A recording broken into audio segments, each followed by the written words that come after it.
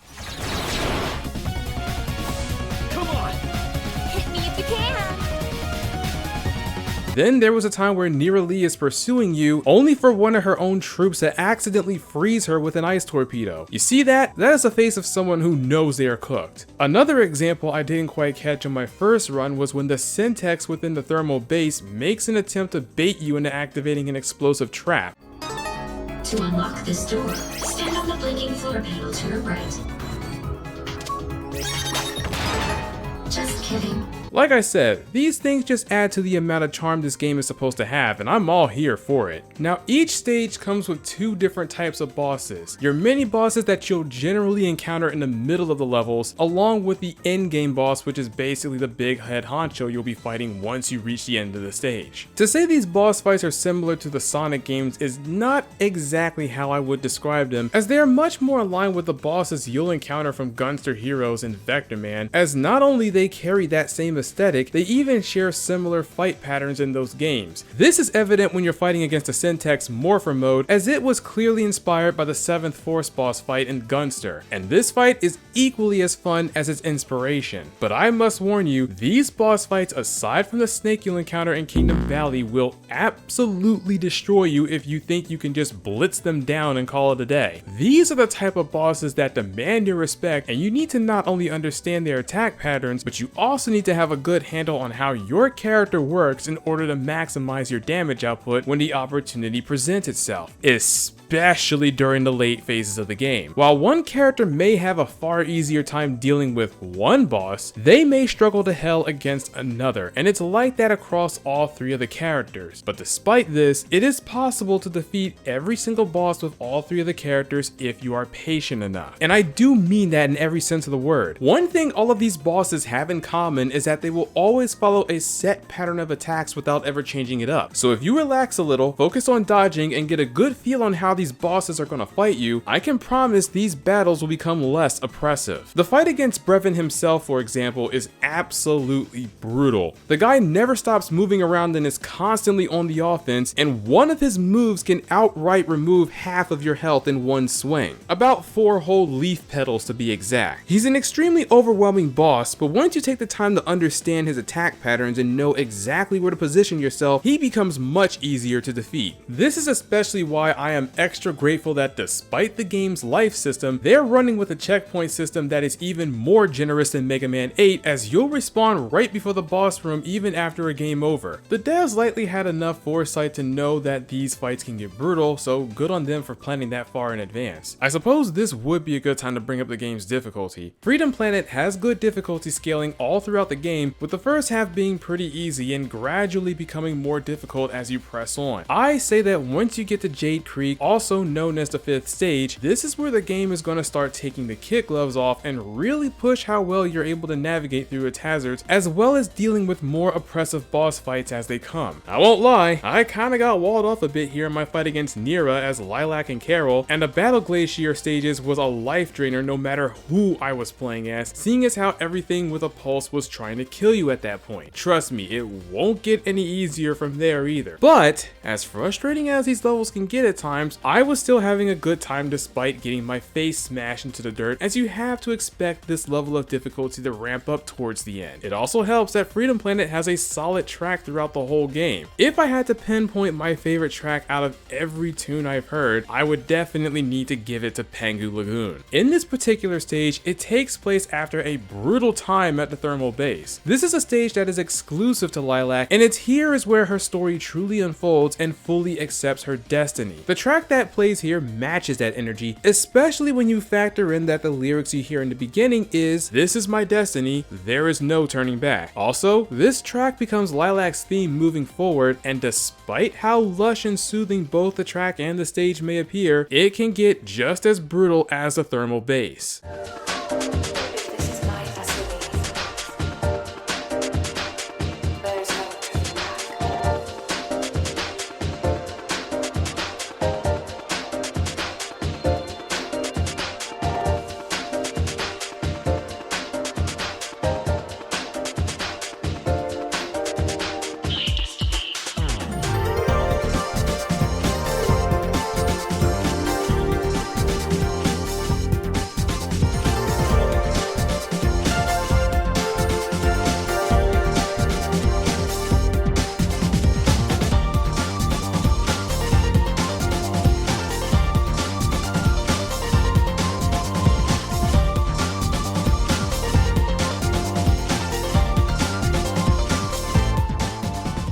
I normally don't spend that much time talking about the game's music like this, but when it hits, and it would be a crime if I didn't give it its proper shine. To go along with its soundtrack, the art style this game goes for aims for the 16-bit Genesis feel, which at the time when this game came out, it was quite refreshing to see something like this again. The sprite work combined with the game's colorization produced a lot of wonderful imagery we're able to see, and you won't need to worry about any of it putting a strain on your eyes either. I also love the amount of effort that was put into the sprite animations for the main 3 characters as well as many of the enemies and bosses you'll be up against, as they all did a fantastic job to capture the very essence of the Genesis era. If there's any issues I personally had with the game, a lot of it falls on this character right here. Look, I know Mila has her fans even before the second game came out, but I did not like playing her in this game at all. She does not fit my playstyle, and her less than stellar health pool did not make that experience any better. Trying to figure out her odd kit was one thing, but running around at half health compared to the other two was far more troublesome than it was worth, honestly. A lot of the time where I bit the dust during her stage play felt really cheap, especially since there are some hazards that can remove a petal outright rather than whittling it down a little at a time. Playing her during the boss battles was also like a constant roller coaster, where on one end I'm getting wasted in less than a minute, only to return for round 2 as Batman with prep time and beat him with no effort. Admittedly, I felt that I had a real aha moment and I was finally figuring her kit out whenever this happened each time. But then I reached the Shade Beast, and this is where I hit my permanent wall with this character. I just couldn't beat this boss, period. And after about a solid hour of banging my head against the wall, I finally gave up and said this is as good as it's going to get. Meanwhile, I absolutely wasted this boss as Carol on my first attempt. Thank goodness they gave Mila the biggest quality of life upgrade in Freedom Planet 2. She is a much better character in that game. My experience with the first Freedom Planet sometime after playing Freedom Planet 2 has its ups and downs. But even with Mila being as rough as she is, this game overall is still a solid gem that didn't age too badly. Is Freedom Planet 2 a far superior game? Absolutely, in every way, shape, and form. I said right at the very beginning of the video that Freedom Planet 2 is perfection, and I will gladly die on that hill. However, the first Freedom Planet is still worth checking out if you hadn't yet, and I had a lot of fun replaying it, as long as I'm not playing as Mila. But for now, that is all I have for today. Next time we jump back in, and if there's absolutely nothing that would immediately grab my attention, I'm going to be doing a video on the first Scout Guardians, a title I've had my eye on for quite a bit, as I got nothing but Castlevania vibes just from looking at the gameplay. And it's also made by Inti Creates, so all the more reason for me to check it out. Anyway, if you enjoyed the video, feel free to hit me with that sickety sub, give the video a like if you dig it, and I hope I get to see you in the next one. Later!